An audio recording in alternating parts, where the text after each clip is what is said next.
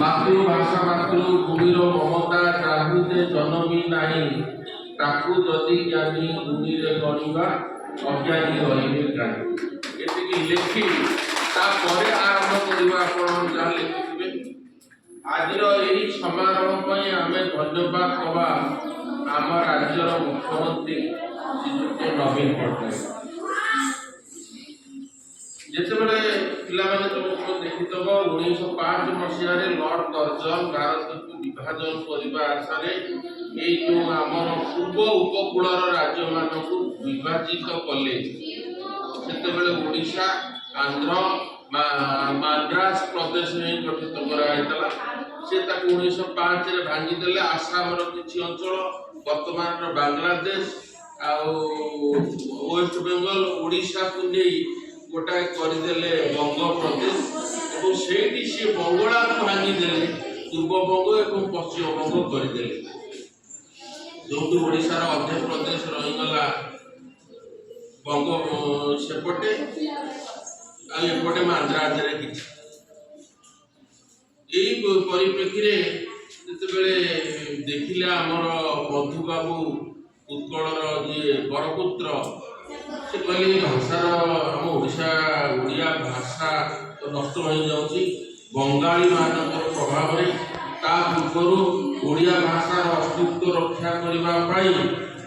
आमर फकीरमोहन सेनापति चेष्टा कर कलम चढ़े से कथा को जो रेवती नाटक इत्यादि गल्प लिखिकी मधुबाबू जितेबले कार्यधारा आरंभ कले उत्कल सम्मेलन गठन उत्कल सम्मेलन ओडिया भाषा एवं प्रथम भाषा भित्तिक राज्य ओडिशा गठन करने प्रयास कले एवं वंदे उत्कल जननी जो कातकवि लक्ष्मीकांत महापात्र लिखी जहाँ घर आम इंडिया पाखे संगीत को 1912 मसीह काम कर दीर्घ वर्ष पर 2020 मसीहा जून मासे आमर वर्तमान मुख्यमंत्री ओडिशार पूजनीय सन्तान श्रीयुक्त नवीन पटनायक राज्य संगीतर मान्यता देले एपर्यंत से राज्य संगीतर मान्यता पाई चेष्टार ओडिया भाषार प्रचार प्रसार ओडिया भाषा समय निर्दिष्ट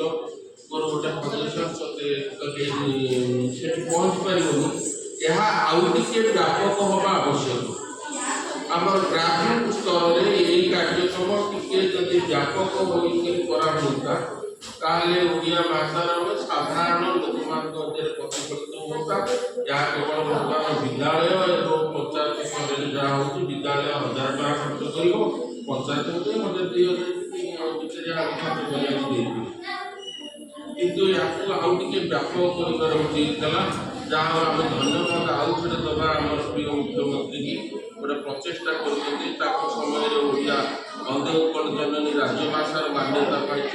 आज जहाँ भी विश्व दरबार से ओडिया भाषा गोटे भाषा अच्छी से भाषार किसी महत्व अच्छी देखिए देवाक चाहूँ आउ थे धन्यवाद।